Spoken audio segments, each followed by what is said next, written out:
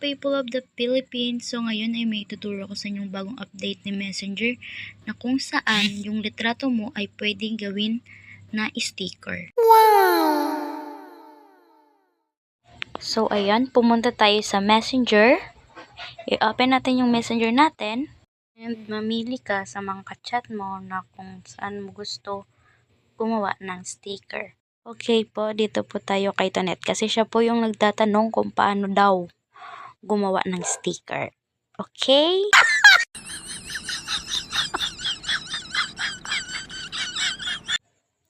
Pagkatapos po, yung nakikita nyong may mga bilog, yan po yung i-click nyo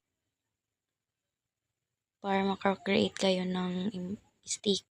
At nasa inyo po kung anong picture ang gusto nyong gawin na sticker. Ako po, ang napagtripan ko po ay yung picture po ni Tonet. Yan. I-click nyo po yung next. And then stickers. And i-search nyo po yung bulb. Yun. Pangatlo po. I-click nyo po yung pangatlo. And then nasa inyo po kung saang anggulo nyo gusto siya ilagay. Yan. At i-click nyo yung letter A. And nasa inyo po kung anong gusto nyong ilagay na words.